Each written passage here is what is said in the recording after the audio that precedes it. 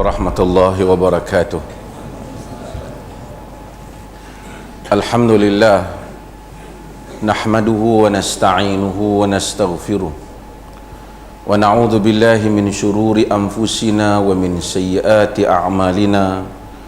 Man yahdihillahu fala mudilla lahu wa man yudlilhu fala hadiya lahu. Asyhadu an la ilaha illallah wahdahu la syarika lah wa asyhadu anna Muhammadan abduhu wa rasuluh, amma ba'd. Tuan Imam yang dikasihi, jawatan kuasa masjid, anak-anak qaryah, hadirin dan hadirat yang dirahmati Allah.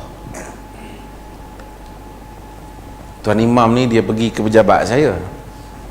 Baru 2-3 hari ni dia pergi. Dia nak cakap pasal hal lain lah. Jadi saya duduk sibuk. Jadi PA saya kata ada tu Imam minta nak masuk sekejap. Saya kata tak boleh, bagilah mai. Dia kata tapi tak boleh lama sangat lah, pasal nak selesai kerja. Tu Imam masuk mai sembang pasal dia kata dulu dah janji nak main masjid kami, tak main-main.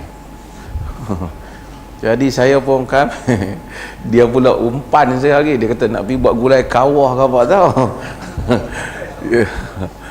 Jadi saya kata tak ada hari dah kot, kita tinggal 2-3 hari ni nak puasa ni. Tengok saya sebenarnya besok ni saya ambil cuti, saya nak jalan sikit. Jadi tak ready lah.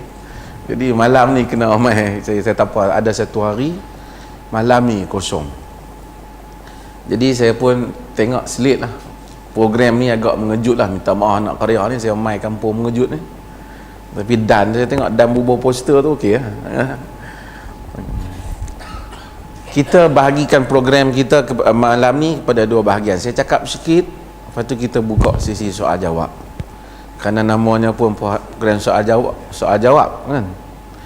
Jadi ringan sikit, tak habis ceramah. Orang tanya, hak mana kita boleh, kita jawab. Tak boleh jawab, wallahu alam lah. Allah Subhanahu wa ta'ala turunkan kepada kita agama. Agama yang Allah turun ni satu agama yang rahmat. Sebelum daripada Islam yang turun kepada Nabi kita Muhammad sallallahu alaihi wasallam, Islam ni telah turun dah kepada nabi-nabi lain. Yang ada pada Nabi Adam, yang ada kepada Nuh, kepada Ibrahim, kepada para nabi alaihi wassalatu wassalam, semuanya Islam. Dari segi akidah dia tak boleh berbeza, akidah dia mesti sama. Dulu pun nabi-nabi cerita tentang syurga dan neraka, lah pun Nabi Muhammad pun cerita yang sama. Taklah kata dia cerita dulu ada malaikat, kemudian cerita tak ada pula malaikat. Kerana benda ni, benda yang akidah ni benda yang duk tang tu dah, tak boleh berubah lah. Kalau saat kita kata ada, saat tak ada kepada benda yang tetap, maka itu namanya cakap yang berubah-ubah, yang mustahil bagi suatu agama yang benar. Tetapi ada perkara yang tak sama antara nabi-nabi ni.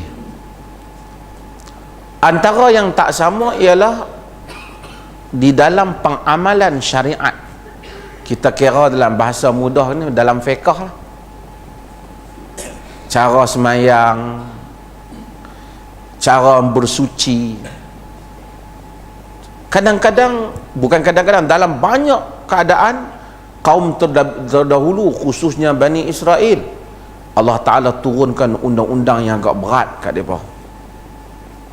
Sebab mereka nakal. Mereka suka challenge para Nabi. Fabidhulmin minal ladhina ahadu harramna alaihim tayyibat. Karena disebabkan kezaliman orang Yahudi, Tuhan haram kepada mereka benda-benda yang baik-baik. Allah bagi undang-undang susah kat mereka. Nak taubat pengikut Nabi Musa kena bunuh diri. Sebab layak buruk sangat. Dan para Nabi ni diturunkan kepada kaum mereka khusus. Nabi Musa alaihi salam untuk Bani Israel. Wa kana an-nabi, kata Nabi kita Muhammad sallallahu alaihi wasallam, wa kana an-nabi ila qaumihi khassah wa bu'istu ila an-nasi 'ammah. Nabi dulu dihantar pada kaumnya khusus, aku ni dihantar untuk seluruh manusia.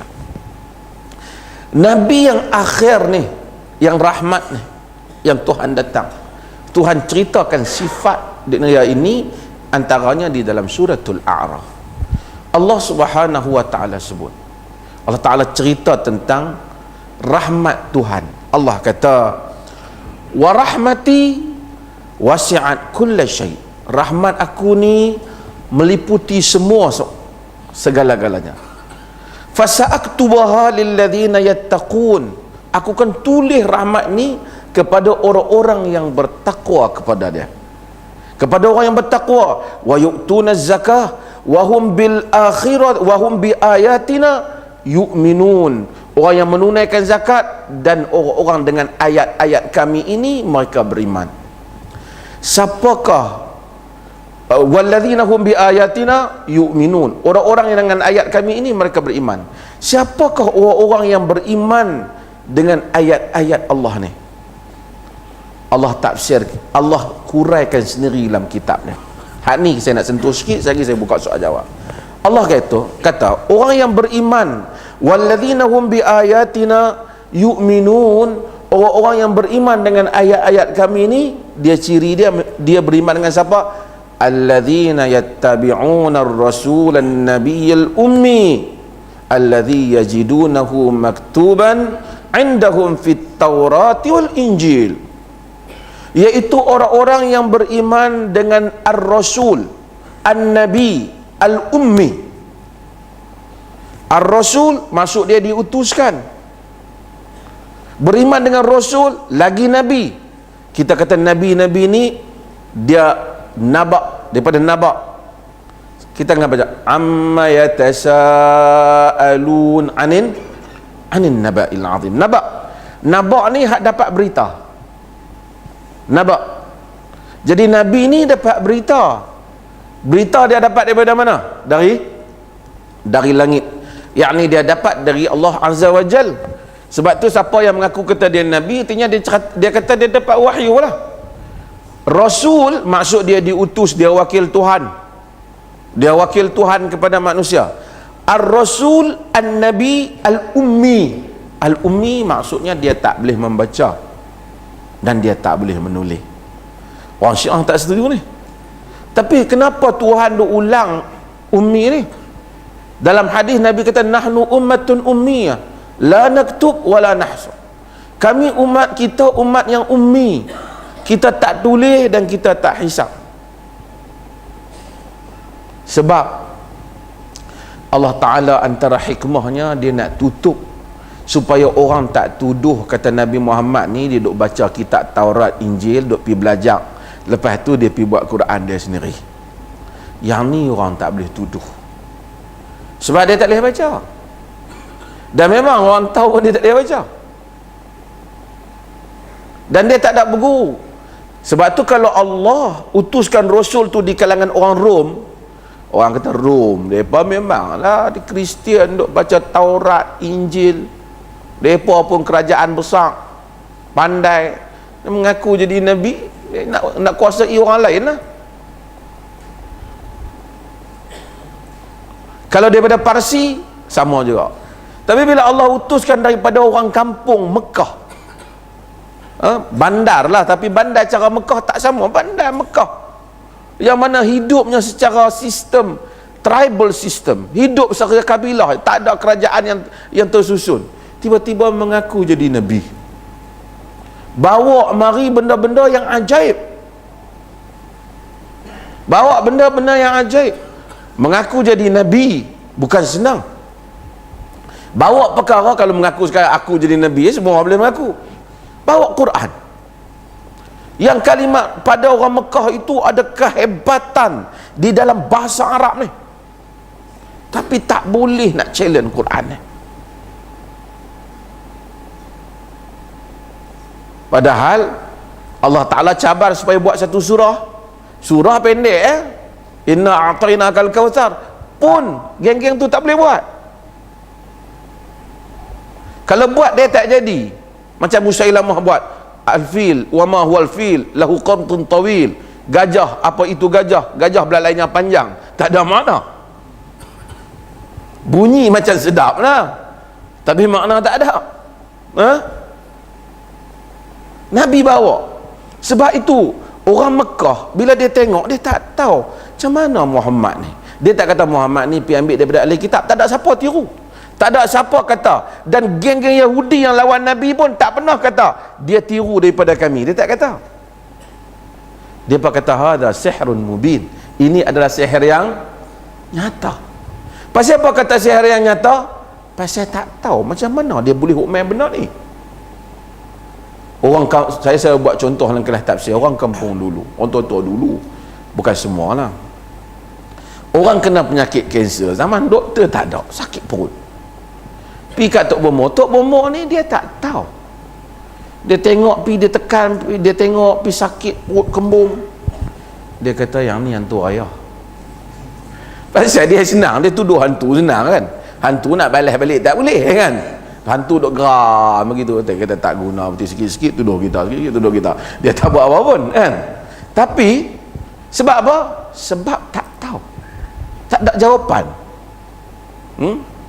Saya dulu buat contoh, kalau orang pergi, kita masuk pergi dalam hutan, jumpa orang asli, sekolah tak pernah pergi, universiti tak pernah pergi, pakai cawatnya.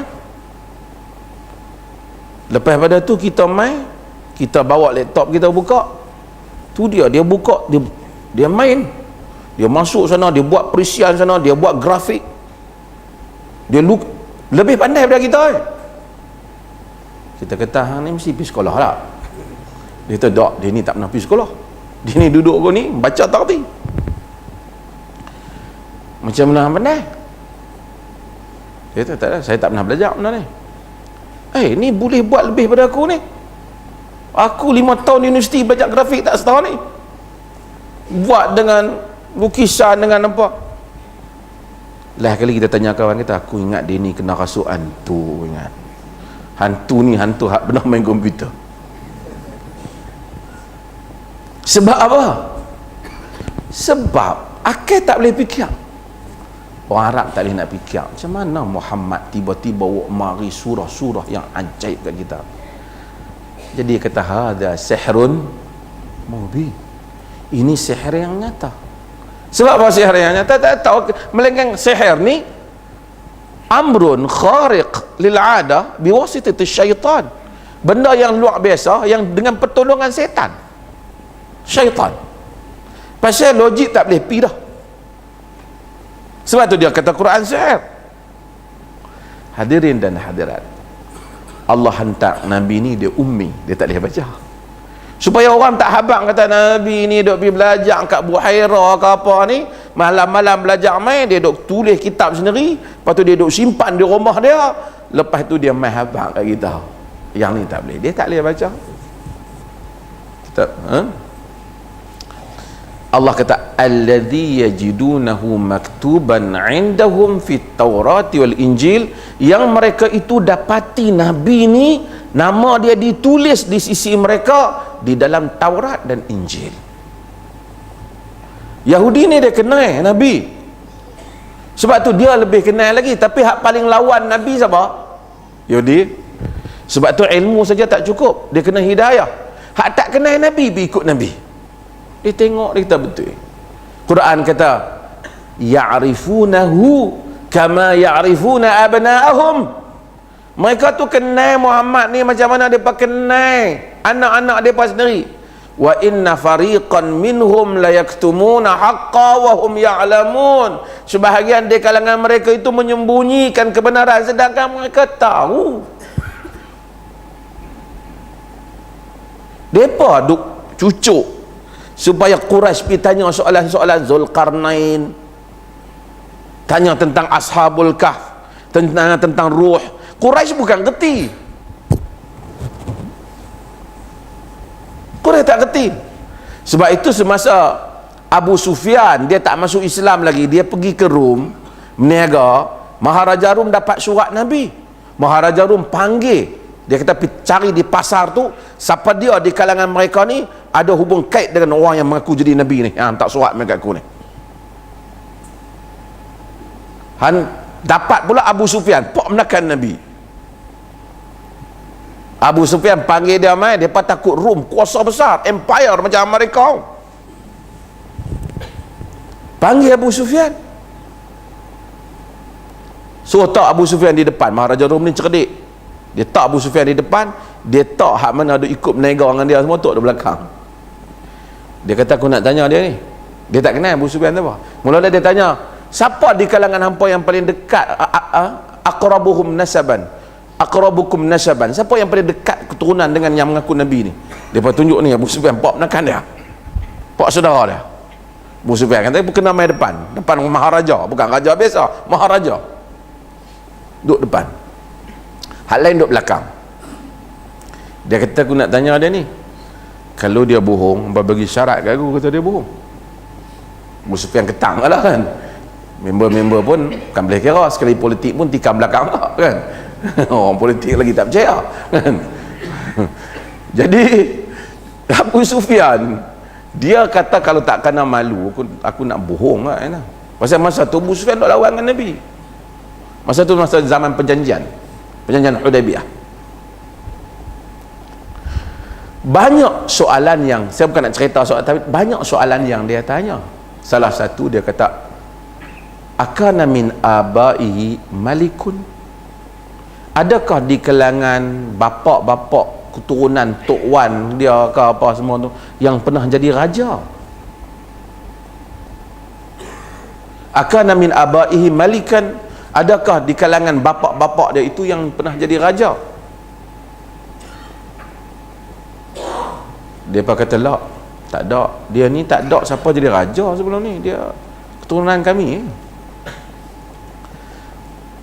Maharaja Rom kata, kalau sekiranya tok dia dulu ke pak dia dulu pernah jadi raja, bolehlah aku nak agak-agak dia ni tuntut tahta dia.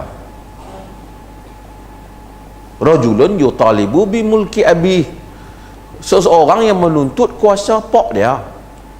Tapi Nabi Muhammad tak ada rekod ni, dia tak pernah nak tuntut. Kok pernah orang sebelum tu ni dah jadi raja besar, nak jadi raja kena mengaku jadi nabi berbesar sikit, tak ada.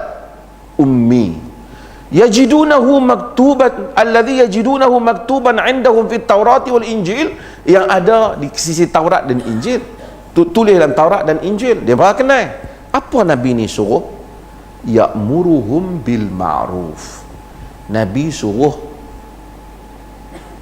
depa, kita semua Yahudi, Nasara, kita juga buat benda yang ma'ruf. Ma'ruf ni apa? Orang kita terjemah ni ma'ruf ni baik lah, pasal ada terjemah dah itu kan. Ada orang nama ma'ruf, rahim ma'ruf, macam-macam ma'ruf kan. Apa maksud ma'ruf? Ma'ruf dalam bahasa Arab ni, tahu apa kita sebut perkataan ta'rif? Ta'rif apa maksud?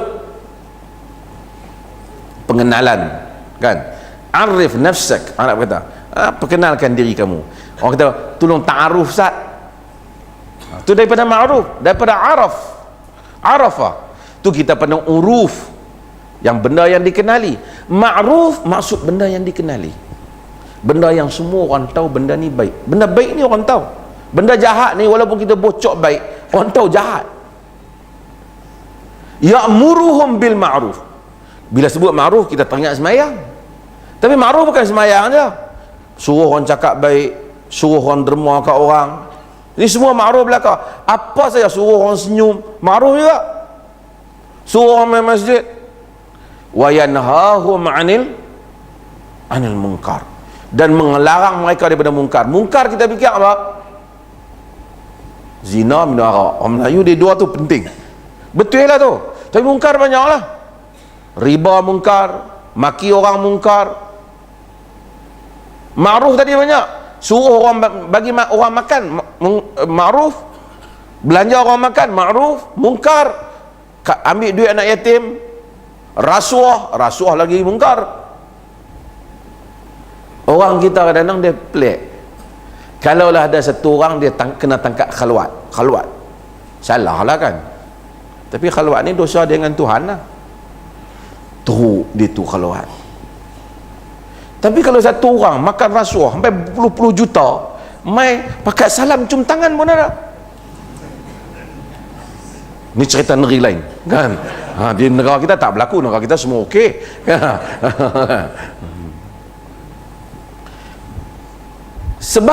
sebab kita rasa mungkar ni, hak ni dosa-dosa ni Sebab tu kadang-kadang ada orang makan riba, kita tak rasa dia berbuat dosa. Dosa besar tu riba tu. Okey, suruh pada yang ma'ruf, cegah daripada yang mungkar. Wa yuhillu lahumut thayyibat, dia menghalalkan untuk mereka benda yang baik-baik. Jadi hak baik semua Tuhan halal. Tengok aja benda baik bagus halal. Wa yuharrimu alaihimul khaba'ith, dan dia mengharamkan ke atas mereka khaba'ith, benda yang keji, hak tak elok, semua Nabi ni diharamkan. Arak haram, judi haram. Kalau benda tu antara baik pun ada, buruk pun ada, dia timbang hak mana belah banyak. Kalau banyak belah baik halal, banyak belah buruk haram. Yas'alunaka 'anil khamri wal maisir qul fihima ismun kabir wa manafi'u linnas wa ismuhuma akbaru min naf'ihima. Mereka bertanya engkau tentang arak dan judi, katakan dia padanya ada dosa besar, salah yang besar, tapi ada manfaat pada manusia. Tuhan pun kata, ada orang kata weh minum arak ni bagus, padan panas, betul? Tak baik kata macam tu. Betul, Quran kata ada manfaat, tapi dosanya itu lebih besar daripada manfaat, kata. Mereka bertanya engkau tentang arak dan judi, kata padanya ada dosa yang besar dan ada manfaat pada manusia, tapi dosa kedua-duanya itu lebih besar daripada manfaat. Tuhan tak kata tak mak, dia kata aku kerana boleh judi ni lah boleh buat rumah, hang nak kata judi tak bagus. Dia mai kata kita. Kita kata memang ada manfaat, tapi dosanya lebih, mudaratnya besar, rosak jahanam masyarakat. Ini agama. Jadi mana-mana yang mudarat, khaba'ith diharamkan. Kita ambil kotak rokok, kita letak depan atas meja, kita tengok yang ni khaba'ith ke thayyibat. Hak mana ada rokok tu tekan turun. Hak ni khaba'ith ke thayyibat? Hak ni hak baik-baik ke? Hak keji-keji ke hak baik-baik? Tengok di kotak tu pun teruk dah. Dengan terkeluar lidah, terkeluar angkung, boleh dia duk isap kan. Dia kata depa kata haram tak padan. Pasal kaedah dia Nabi ni, dia yuhillu lahumut thayyibat wa yuharrimu alaihimul khaba'is. Dia halalkan yang baik-baik, dia haramkan yang keji-keji. Ni Nabi yang Allah Subhanahu wa taala hantar. Wa yada'u anhum israhum wal aghlal allati kanat alaihim, dan dia merungkaikan daripada mereka bebanan dan rantaian ikatan yang dulu ada pada mereka. Pada apa? Pada Bani Israel. Dulu susah, tapi agama ni dia ringan. Orang kata jangan pemudah agama, tak payah pemudah agama. Agama tu dah mudah. Ni mai bulan puasa, orang sakit dia bagi buka.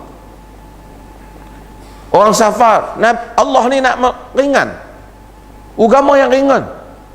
Nabi kata faslu baina siyamina wa siyami ahli kitab aklatus sahar. Yang beza puasa kita dengan puasa ahlul kitab, makan sahur. Pasal apa dia suruh kita makan sahur? Bukan kerana kita makan sahur Allah jadi, tak. Pasal dia nak ringankan, kita. Dia makruhkan pula kita tak makan sahur. Dia suruh pula, sampai makan pun Tuhan suruh ni. Kita marah anak-anak hampa ni, kita tak tahu nak makan pun kena suruh kan. Kalau ada anak kita macam tu kan, kadang-kadang tak dan suruh makan dah kan. Tapi malas makan kan. Agama suruh makan. Makan ni benda, orang Melayu bak makan, orang buka kedai makan merata kan. Orang Melayu ni berselisih pendapat dalam semua benda, tapi tak berselisih pendapat time makan. Panggil kenduri keluar, makan lah kita kan. Makan pun dapat pahala. Saat ni tahan makan pun dapat pahala, puasa. Makan dapat pahala.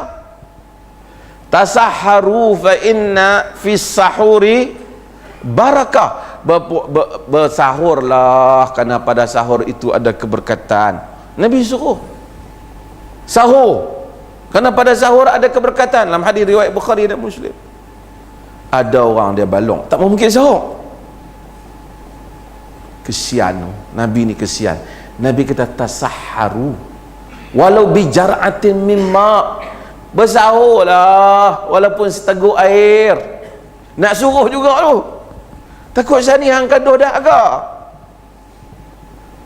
Penyayang Tuhan ni, ikut dia mau turun bagi payah lagi kita baru dia insaf kan. Dia suruh sahur. Ni'mas sahur mu'min at-tamar. Sebaik-baik sahur orang mukmin tamar. Pasal tamar tu kuat dalam hadis. Nabi suruh dalam hadis Abu Daud, suruh makan tamar. Dan tadi tasahharu walau bi jar'atin mimma dalam riwayat Ibnu Hibban. Nabi pun tak suruh kita sahur tengah malam tu, sampai belah hujung sahur, takut bagi kuat sikit. Kata Aisyah, inna bilala yu'adzin bil lail faqala Rasulullah sallallahu alaihi wasallam kulu washrabu hatta yu'adzina ibnu ummi maktum fa innahu la yu'adzinu hatta yatla' al fajr. Dalam hadis Bukhari dan Muslim, sesungguhnya Bilal azan pada waktu malam. Kamu makan dan minumlah, kata Nabi, sehinggalah Abdullah ibnu Ummi Maktum azan, kerana dia tak akan azan melainkan terbitnya fajar. Dalam riwayat lain Nabi kata, la yaghurran, dalam riwayat Muslim, la yaghurrannakum azanul Bilal, jangan kamu sampai terkeliru dengan azan Bilal. Yang ni pada zaman Nabi ada dua azan subuh ni. Masjid ni berapa kali? Dua kan? Azan hak pertama tu subuh, sebelum masuk subuh pada zaman Nabi Bilal azan. Lepas Bilal azan, saat ni masuk subuh Abdullah ibnu Ummi Maktum, satu lelaki yang buta mata dia, yang mana kita baca abasa wa tawalla. Tu surah tu kaitan dengan dia, sebab dia datang kat Nabi dalam keadaan dia memang buta lah. Nabi duduk bersama dengan pembesar Quraisy, dia mai cakap kat Nabi. Jadi Nabi muka masam, sebab kacau sikit lah majlis. Abasa wa tawalla an ja'ahul a'ma, bermasam muka dan berpaling ketika inja'ahul a'ma, ketika datang kepadanya orang buta. Pasal apa? Nabi duk cakap ni dengan semua ni datuk-datuk ni besar ni, dia mai tak nampak. Ya Muhammad, alimni ma, ya Rasulullah, alimni ma 'allamaka Allah. Wahai Rasulullah, ajarlah aku apa yang Allah ajarmu. Kacau sikit lah. Nabi masam muka Nabi sikit, macam kacau sikit lah. Bukan kerana Nabi nak jawatan, tapi memang kacau sikit lah. Dia buta, dia bukan nampak, dia tak nampak, tapi Allah nampak. Allah tak suka. Allah turunkan surah itu, tegur nabinya sallallahu alaihi wasallam. Wa ma yudrika la'allahu yazakka aw yadhakkaruhu fatanfa'uhu dhikra amma man istaghna fa anta lahu tasadda wa ma 'alayka alla yazakka wa amma man ja'aka yas'a wa huwa yakhsha fa anta anhu talaha. Tuan kata, adapun orang yang datang kepada kamu bersungguh-sungguh, kau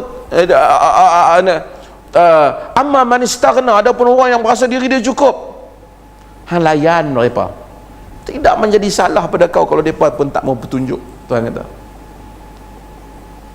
Allah tu kata, wa ma yudrika la'allahu yazakka, kau tahu apa Muhammad, mudah-mudahan barangkali dia nak bersihkan diri dia, ataupun dia diberi peringatan, maka peringatan memberi manfaat padanya. Orang hak Quraisy yang hak sombong-sombong tu, kau layan mereka, kalau dia tak mau beriman pun sudah. Macam tu ayat Tuhan, lebih kurang. Wa ma 'alaika alla yazakka, kau tak salah pun kalau mereka tak beriman.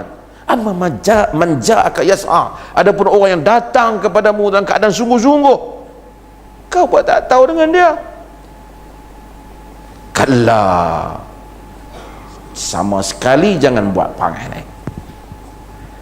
Kata Syekh Qutb, dalam Quran Tuhan tak pernah bagi kalla kat Nabi dia, melainkan kes orang buta ni. Dia tak nampak. Tu nak kata Quran tu Allah yang turun. Kalau Quran Nabi yang buat, dia tak buatlah surah yang kena kat dia. Betul tak? Semua mesti buat yang okey punya lah. Surah ni tak boleh makan tuan macam ni. Kan? Tapi pasal apa? Sebab surah ni daripada Allah Azza wa Jal. Nabi kena baca juga lah. Abdullah Ibn Maktum, dia bukan pihak abang korang kata Nabi masa muka kat aku mentang-mentang aku buta. Dia mana nak nampak masa muka? Kan? Nabi SAW kata, sesungguhnya Bilal azan pada waktu malam. Kamu makanlah dan minumlah sampai Abdullah ibnu Ummi Maktum azan. Maksud, kerana dia tidak akan azan melainkan masuknya waktu subuh. Nak ceritanya, Allah Ta'ala bagi agama ni mudah lah. Dia meringankan kepada kita dalam banyak bab lah. Makan, minum, sembelih Yahudi dulu payah. Lemak tak boleh makan binatang. Banyak hukum hakam Tuhan ringankan, dan kita ikut Nabi yang ringan ni. Kalau nak peringan lagi susah lah. Dah memang ringan dah. Melainkan yang jadi payah tu kita bagi jadi payah. Nabi SAW pada hari raya, Nabi tengok orang main buat pertunjukan, main permainan, tarian perang ni. Ramai pakat duk tengok. Aisyah pun tengok tak dagu sini. Ramai orang duk tengok tak dagu tebau Nabi. Yang nu tengok ramai. Lepas tu banyak orang buat pertunjukan. Nabi tengok. Dalam riwayat Ahmad, Nabi kata, likai ta'lamal yahud anna fi dinina fushah, supaya orang Yahudi tahu bahawasanya agama kita ni dia luas. Wa inni bu'istu bil hanifiyati samhah, aku ini dibangkitkan dengan satu agama yang lurus dan sangat pemaaf. Inilah agama kita. Semayang musafir dia bagi qasar, puasa musafir dia bagi buka, tapi kena gantilah banyak benda. Maka di atas sifat agama inilah kita hidup, yang mana tak boleh orang kata aku ni macam mana nak pegang agama, mudah lagi, susah. Tuhan telah mudahkan agama ni. Wallahu ta'ala alam. Saya buka pada soal jawab insyaAllah. Dah sampai soalan? Ada soalan? Ya.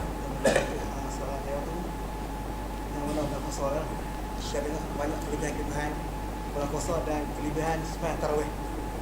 Adakah hadis-hadis yang di tu hadis yang sahih sebab kelebihan sembahyang tarawih?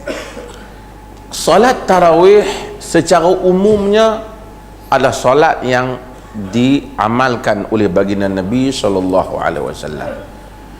Dalam hadis Nabi kata, man qama Ramadan imanan wa ihtisaba ghufira lahu ma taqaddama min dhanbi. Siapa yang mendirikan Ramadan, dirikan Ramadan, sebab tu kita panggil semayang tu qiyamu Ramadan, mendirikan Ramadan. Siapa yang dirikan Ramadan iman dan mengharapkan pahala daripada Allah Ta'ala, maka diampunkan dosanya. Adapun ada hadis yang menyebut fadilat malam pertama, kedua, ketiga, itu semua sama sekali tidak sahih dan tidak berasal daripada mana-mana kitab hadis yang boleh dipegang. Mungkin rekaan orang kita dia buat, tapi tidak ada bukti daripada mana-mana hadis. Bahkan dalam rekaan tu merepek pula. Dia kata pada malam tertentu pahalanya seperti Nabi Allah Ibrahim alaihi salam. Weh, hebatlah sembahyang tarawih sampai kita pahala macam Nabi Allah Ibrahim. Mai 2 tahun 2 kali Nabi Allah Ibrahim, 3 tahun 3 kali Nabi Allah Ibrahim.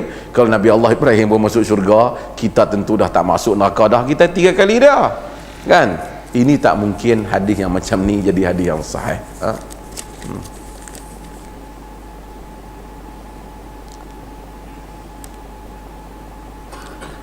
Ini soalan ni. pada bulan Ramadan Al-Quran diturunkan. Apa yang dimaksudkan Al-Quran diturunkan pada malam Lailatul Qadar, sedangkan ayat Quran diturunkan secara berperingkat, dijilidkan pada zaman sahabat. Okey, Al-Quran diturunkan bila?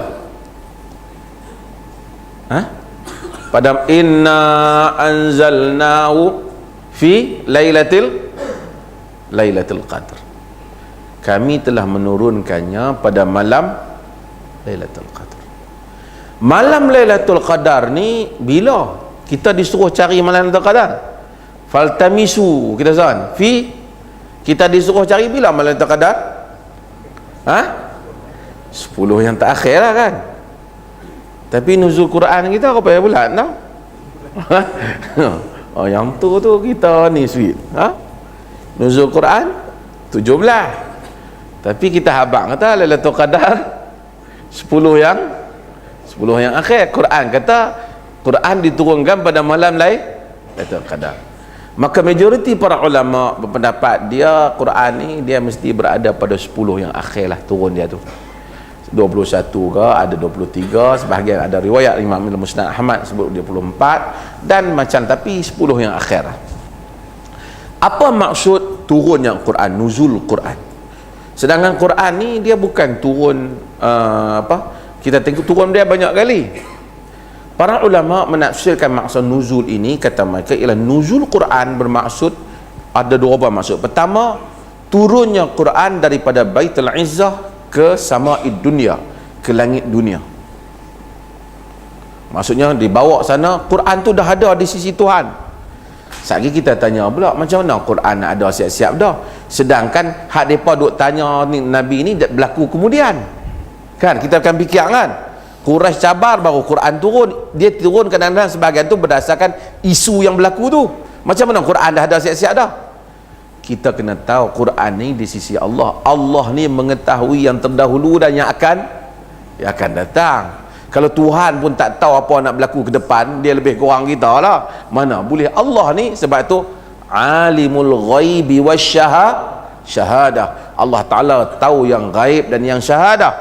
Allah Ta'ala tu tahu kan apa yang ma tubduna wa ma kuntum taktumun, apa yang kamu zahirkan dan apa yang kamu sembunyikan, Tuhan tahu.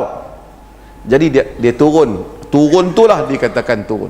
Sebahagian para ulama menafsirkan kali pertama turun maksudnya, yakni dia turun kali pertama tu pada Nabi SAW di Gua Hira tu, mereka tafsirkan sebagai turun pada bulan Ramadan.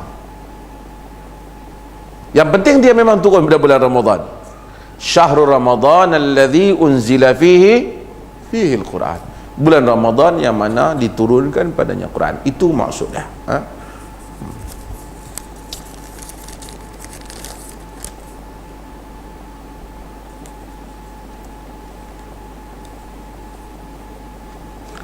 Tolong tentang membaca surah Yasin beramai-ramai oleh kaum ibu antara 20-40 orang.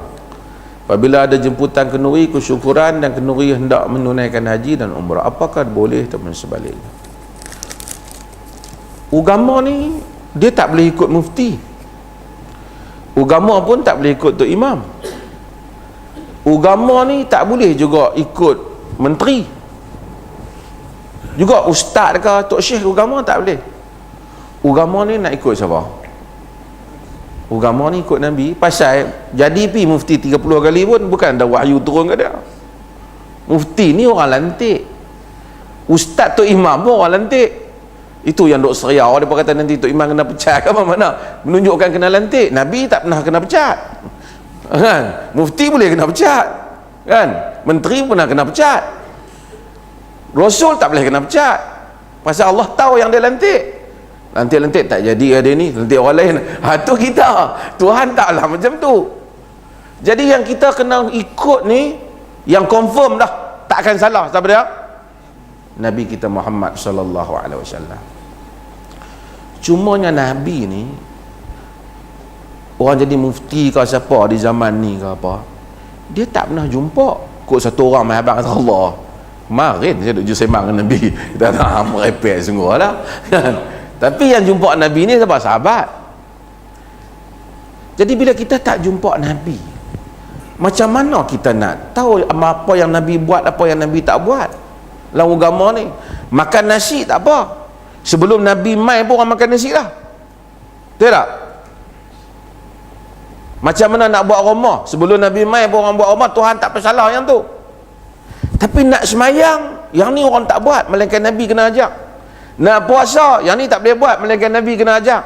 Nak baca, nak berzikir, yang ni Nabi nak kena ajak. Kalau sendiri buat, dia tak boleh. Tok Syami Buddha kepala lincin, baju kuning, tak pakai baju dalam ni, hebat juga nampak, macam khusyuk ya. Tapi zikir dia tak kira lah di sisi kita. Sebab zikir dia mungkin panjang daripada pagi sampai petang, tapi zikir tu Nabi tak ajak. Itu beza dia. Kau nak kadar dia ikhlas bukan ambil allowance tu, gaji pun tak ada, makan pun buah limau ya. Kita malam ni ada juga daging-daging kan, lauk pak tu kan. Tapi tak boleh. Dia nak kena, dia tadi alladzina yattabi'una ar-rasulan nabiyyal ummi, kena ikut Nabi tu, bukan syok-syok lah. Jadi nak ikut ni, saya tak tengok Nabi ni. Yang ada, oleh kerana kita tak tengok, yang ada kat kita apa dia? Riwayat-riwayat hadis yang cerita apa yang Nabi ni buat. Kalau nak patah balik pada soalan ni balik, ada tak riwayat Nabi nak pergi Mekah, sahabat duk baca Yasin? Tak ada. Tu nak cerita, tu mereka buat, mereka bukan Nabi. Tapi saya teringin nak ikut mereka, ikut Nabi je kot. Habis mereka hukum apa? Biar pergi, kita tak mau cerita panjang lah, biar dia dengan Tuhan lah.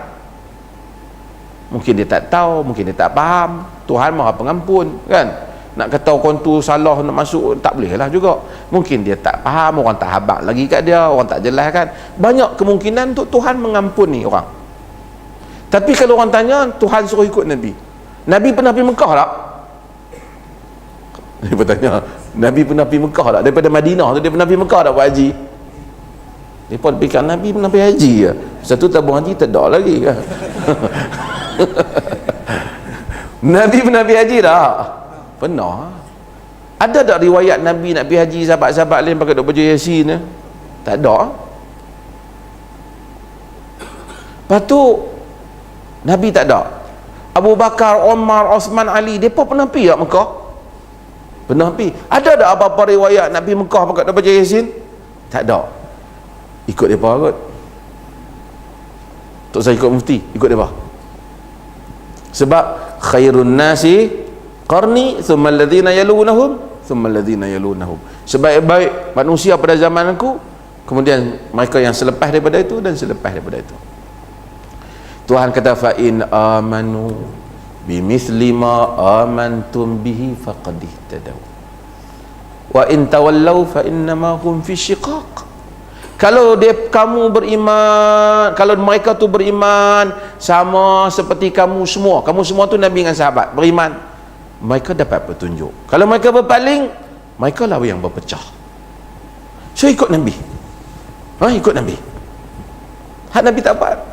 Habis tu kalau dah tak baca tu, yang hak Nabi amal ni banyak lagi.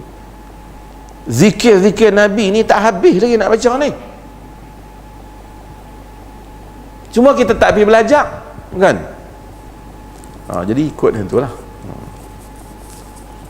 Kita perdalam pun jadi masalah. Kita habang tu kan. Lepas tu sekali dia tanya pula surah lain, macam tu lah juga jawapan dia. Ni boleh tak diceritakan tanda-tanda malam Lailatul Qadar? Nanti sampai bulan puasa ni kita tengok tajuk ni. Lailatul Qadar ni tak ada lah tanda-tanda macam orang Melayu kata pokok tunduk, sidai-sidai baju, tengok-tengok tu dia duduk atas pucuk terian tu. Rupanya malam tadi Lailatul Qadar. Hak tu angin tiup lah kot kan. Tapi dalam banyak riwayat salaf dan juga sebahagian riwayat Aisyah radhiyallahu anha, dia cerita tentang malam yang tenang. Dia cerita tentang pagi tu matahari dia tidak terlalu tajam. Yang tu ada diceritakan.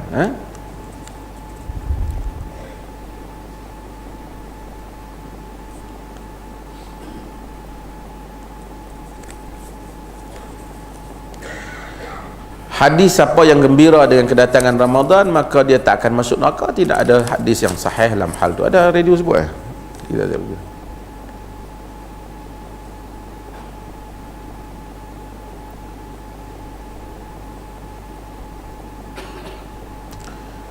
Apa maksud ta'am dahulu amri? Contoh mufti keluar arahan buat solat tarawih 20 rakaat di masjid dan surau. Kita tak pernah ada arahan tu.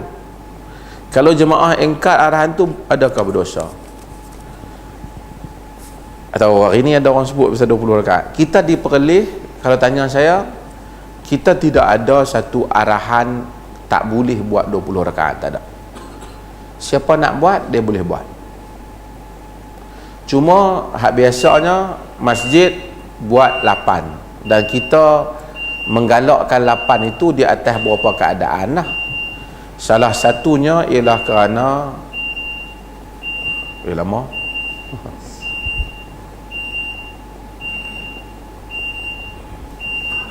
berapa lama ni? Biar salah satunya kerana sebahagian riwayat menunjukkan Nabi ni tak lebih dari 11 rakaat yang ditarjihkan oleh sebahagian daripada kalangan kita. Tapi itu juga tidak menghalang untuk orang buat 20. Kerana semayang malam ni salatul lail masna masna. Semayang malam ni dua-dua. Apabila kita bimbang masuk subuh, Nabi suruh witir. Jadi boleh.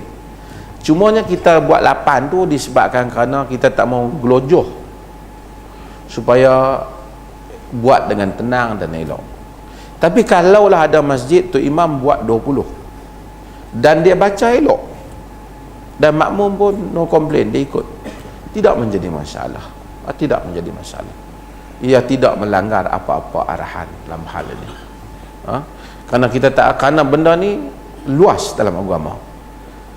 Ulama-ulama khilaf bincang berapa, sampai ada yang sebut 30 lebih, tidak menjadi masalah. Jadi kalau nak buat 8 pun tak apa, nak buat 20, semua jangan duk pergi berkelahi 8 ke 20. Tapi kalau tu imam dah putus nak buat 8, kita makmum 8 lah. Duk gaduh tu imam, aku nak 20. 20 cari masjid yang 20 lah. Pasal tu imam dia mentadbir bagi masjid tu. Dia takbir bagi masjid tu. Lepas tu main habang pejabat mufti depa buat 20. Salah? Tak salah. Tidak salah. Buat 20 itu tidak salah. Cuma buat elok-elok. Cuma perlukah sallallahu alaihi tak perlu. Semayang macam mana Nabi semayang dengan para sahabat. Semayang macam sahabat. Semayang lah. Tarawih maksudnya dia rehat, bukan duduk gopoh, tak, dan bagi salam bangkit dah. Tak boleh lah. Ada negeri arah orang buat 20. Yang tu jadi pelik balik kata, longgar sikit kan. Orang ni, kalau kita ni macam-macam, tak tahulah sebahagian negeri ni ada orang tertentu, besar tertentu arah mesti 20. Kalaulah dia arah supaya dia semayang 5 waktu kan lagi bagus. Ni sebenarnya sunat saja. Ada orang bukan, dia pegang kepada 8. Kerana Ummu Salamah riwayat bahawasanya Nabi ni tak pernah lebih, sama ada pada Ramadan ataupun luar daripada Ramadan, lebih daripada 11 rakaat ataupun 13 rakaat. Jadi ada kalangan ulama yang pegang hal itu. Bahkan mereka melihat, mentarjihkan apa yang Omar suruh kepada Ubay bin Ka'ab untuk jadi imam itu sebenarnya 11. Dan riwayat yang 20 tu dianggap oleh mereka syaz. Kerana masalah periwayatan Yazid bin Khasifah dalam masalah itu. Rawi ni dianggap bila dia bertentangan dengan rawi yang lebih kuat, dia tidak diterima. Bukan rawi tu tak terima, riwayat tu dianggap lemah. Okey, tak apa. Tak ada orang buat 20, tak apalah. Tapi nak arah orang buat 8, bangkit buat 20. Sedangkan yang subuh pun kita tak pergi sampai 100, orang dah buat 8. Kadang-kadang dia balik pada kerja 8 je dia boleh lah. Ini 8 tak boleh pula kena 20. Kalau buat 8, tu ada satu yang nak berdebat dengan saya lari tu. Dia kata kalau tak buat 8 tak jadi. Allahu Akbar. Sampai macam tu kita. Orang buat, alhamdulillah. Ada soalan? Ya. Assalamualaikum.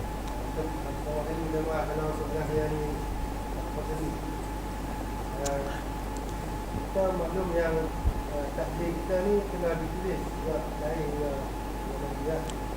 Jadi bagaimana kita nak beri kebenaran untuk orang yang kini buat, kerana dia sangka orang yang walaupun tak pernah beribadat, kalau dah ditulis masuk juga, dia tak pernah juga. Dengar tak soalan? Soalan ni penting. Soalan ni tak bodoh. Ramai orang tanya. Soalan dia, kita ni takdir dah ditulis dah masuk syurga neraka, habis nak ibadat macam mana lagi? Kan? Kita pergi kat kawan kita, kata hang ni main lah masjid. Aku ni dia tulis Lauh Mahfuz dah jenis tak pergi masjid. Dia abang kita. Macam mana? Habis tu kalau dah tulis Lauh Mahfuz, buat apa kita nak panggil hayya ala salah? Memang dia dah tertulis tak main. Kenapa Tuhan tu kata ud'u ila sabili rabbika bil hikmah, ud'u ila sabili rabbika bil hikmah, kan, serulah ke jalan Tuhanmu dengan hikmah. Sebab nak seru dia memang dah tertulis, dia tak mau. Ini ramai orang salah dalam menafsirkan hadis, kan, yang hadis Nabi kata Allah Ta'ala ni, balik yang saya sebut tadi, nak mudah bagi faham lah. Tuhan ni dia mengetahui yang terdahulu dan yang akan datang. Sebab kena dengar elok-elok baru boleh faham dah ni. Sebab Allah ni dia yang menciptakan masa. Sebab tu orang kata aku tak ada masa. Manusia mesti ada masa. Yang tak ada masa siapa? Allah lah. Dia tak perlu masa, kerana dia yang mencipta masa. Kita tak boleh fikir no, macam mana zat Tuhan tu tak terikat dengan masa. Sebab tu dia bersumpah dengan masa. Wal asr, apa? Demi waktu. Wal fajr, apa dah? Demi waktu fajar. Wad duha, demi waktu. Wal lail, demi waktu malam. Sebab apa? Kita boleh tak bersumpah dengan masa? Tak boleh. Pasal masa makhluk. Kita hanya boleh sumpah dengan Tuhan. Pasal apa Tuhan boleh sumpah dengan masa? Dia Tuhan, masa makhluk dia. Dia tak terikat dengan masa. Dia tahu masa semua sama je di sisi Allah. Dia boleh ambil kita lah ni dia boleh bubuh kita pada zaman hak nak main. Sebab tu mungkin kita kata macam mana Nabi pergi Isra' Mi'raj, nampak syurga dengan neraka, orang dalam syurga mana ada lagi, kiamat tak berlaku lagi, tak timbang lagi siapa nak masuk syurga neraka. Dia ambil ni, dia pergi bubuh dalam masa yang depan. Sebab tu kita tengok satu orang, kan, dia duduk, dia sakit 5 tahun, dia rasa macam mungkin 15 tahun. Ada orang sakit 5 tahun, dia rasa mungkin macam setahun. Allah memanjang dan memendekkan masa. Sebab tu salah satu tanda kiamat, wa yataqarrabuz zaman, zaman menjadi pendek, menjadi dekat. Dia panggil time accelerated, time is shortened. Masa jadi pendek. Macam mana masa jadi pendek? Dulu orang dulu nak tafsir tak erti, bukan tak pengalaman. Dia kata mungkin kot ada kapal terbang jadi pendek. Dulu orang nak pergi Kuala Lumpur 7 jam lah pergi 45 minit. Bukan maksud tu masa pendek betul lah. Cuba tanya orang tua. Dulu Jumaat ke Jumaat lambat nak sampai, lah tak dan. Baru rasa kemarin dulu Jumaat dah. Baru je puasa Ramadan, masuk pula dah Ramadan. Itu tanda-tanda kiamat. Tuhan pendekkan, dia dekatkan masa. Pasal masa dia punya. Sebab itu masa 20 tahun orang ni dengan 20 tahun orang lain mungkin tak sama. 20 tahun orang ni mungkin macam 60 tahun. 20 tahun dia ni mungkin macam 15 tahun. Imam Nawawi umur dia 40 tahun lebih lah. Tapi dia buat kitab macam dengan hidup berpuluh-puluh tahun.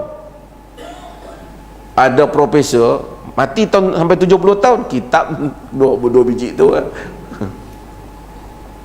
Sebab Tuhan menguasai masa. Oleh kerana Tuhan menguasai masa, dia mencipta masa. Tuhan tahu dah apa yang nak berlaku pada masa depan. Tahu. Tak ada beza masa lepas dengan masa depan dengan Tuhan. Sebab tu Tuhan alimul ghaibi wasyahadah, huwal awwalu wal akhir. Tuhan yang awal dan yang akhir. Dia duduk situ je. Tak ada kata dia duduk sana sana. Dia awal pun dia, akhir pun dia. Pasal dia tak terikat dengan masa. Okey. Jadi Tuhan tahu tak kita nak masuk syurga ke neraka masa dia cipta, masa kita lahir tu? Tahu tak? Tahu. Kalau Tuhan pun aku tak tahu budak ni nak pergi belah mana. Tu bukan Tuhan lah. Cumanya pengetahuan adakah satu paksaan? Tak. Nak buat Tuhan masalul a'la, tak boleh dibandingkan, tapi nak pergi faham. Saya selalu buat contoh yang sama. Rosak kata cikgu, supaya senarai berapa orang boleh dapat A, Pak Isa. Ni apa nama street A dalam kelas cikgu bagi 5 orang nama. Ni 5 ni semua full A nya. Straight A. Pak Isa sungguh memang semua A. Seorang budak tu komplain, saya sebenarnya patut dapat straight A, tapi cikgu tak senaraikan begitu. Cikgu bukan paksa, cikgu jangka. Sebab cikgu tengok kepada perusahaan balok ke rajin kan, cikgu tengok kan, lalu dia buat. Allah dia tak jangka, ilmu yang yakin. Macam tu lah. Kita dengar radio kata hujan dijangka turun renyai-renyai petang ni. Kita kata tak guna betul jangka ni, apa radio ni. Kita nak pergi mancing yang dia bagi hujan renyai-renyai. Dia bukan bagi hujan, dia bagi tahu. Dia tahu benda yang nak, bukan dia paksa hujan turun. Allah Azza wa Jal dia tidak memaksa kita jadi jahat, tapi dia tahu tak siapa masuk neraka dan syurga. Dia tahu, tapi dia bagi kat kita hidup. Adil dia, supaya kita nikmati hidup. Kalau dia tak bagi kita lahir-lahir ambil buah neraka pun takkan salah. Tapi dia tak buat yang tu. Jadi itu yang dikatakan Tuhan telah tahu, telah ditulis, itu bukan dipaksa. Semuanya tertulis di sisi Tuhan, bukan dipaksa. Kerana Tuhan itu tidak silap. Tentang faham maksud saya? Jadi kita kata Tuhan dah paksa aku dah, itu Jabariyah. Kita Tuhan memberi. Cuma ada benda yang kita terpaksa, tak boleh. Kita lahirlah orang Melayu, yang tu kita tak pilih. Aku tu tak suka lah dilahirkan di Malaysia ni. Tak ada pilihan. Yang tu kita tak ada pilihan. Kenapa tidak aku lahir di Australia ke, aku lahir di Eropah ke misalnya kan. Tak ada pilihan kan. Kita lahir-lahir hidung kita gelap sikit kulit kita. Pergi kelas tengok orang lain muka cerah. Yang tu tak ada pilihan. Kita bawa kereta elok betul punya bawa. Kereta lain tibai kereta kita mati. Kita duduk dalam rumah kita betul-betul ya, tak buat salah apa. Ribut mai kuat, masuk timpa kita mati. Semua benda yang kita tak ada pilihan, Tuhan tak akan salahkan kita sama sekali. Itu kita kena faham. Hang dihukum sebab kulit hitam, tak mungkin. Pasal kita tak pilih kulit hitam. Hang menjadi hina sebab hang bangsa Melayu, tak mungkin. Sebab tu kita tak boleh hina bangsa lain juga. Hang dihukum sebab mana? Ribut timpa hang, tak boleh. Yang tu bukan pilihan.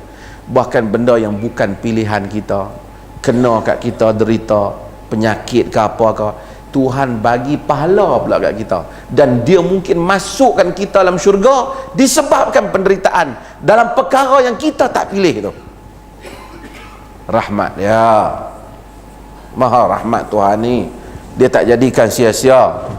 Jangan takutlah, kok aku bimbang kok khairat esok kok tak betul timbanganku kan. Tak mungkin. Setengah orang dia buat macam tu kan, tapi tak perlu dengan orang dia. Apa katamu pada mayat ini? Pernah dengar kan? Apa kata kamu pada mayat ini? Baik. Padahal kita tahu dia cukup hantunya. Kok malaikat macam mana kata hantu dia baik ni daripada abang ni. Dia tak mungkin catatan tu silap. Bukan maksud Nabi yang tu. Maksud Nabi suruh orang betul-betul. Kalau satu orang baik mati, Allah, matilah kawan kita tu. Masya Allah, dia ni kaki masjid, dia ni bagus lah dia ni. Semua orang duk cakap tentang baik kan dia, kan yang tu yang Nabi maksudkan, fa asnaitum alaihi bil khairi wajabat lahul jannah. Bila siapa yang mati kamu puji dengan kebaikan, wajib dia masuk syurga. Puji hak betul lah, bukan puji hak main-main ni. Yang tu wallahu a'lam. Boleh lagi ke satu soalan Tok Imam? Kan dah sejuk ke apa? Ya.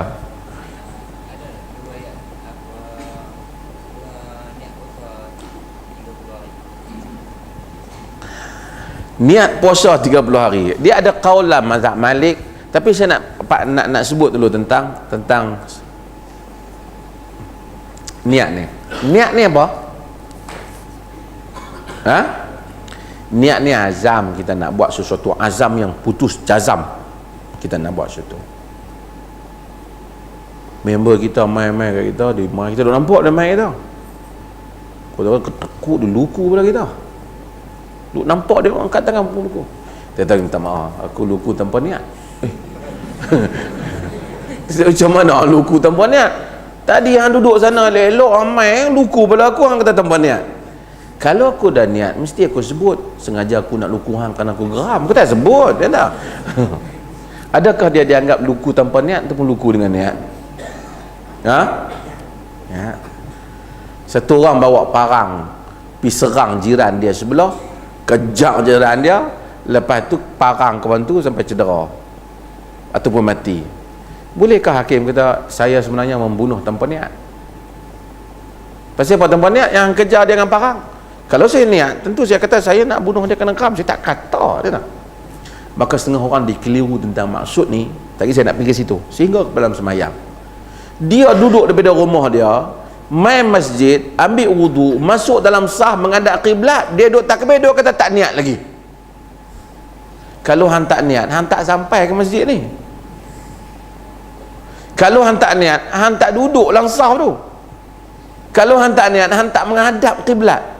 Dan kalau hang tak niat, hang tak angkatlah tangan untuk bertakbir.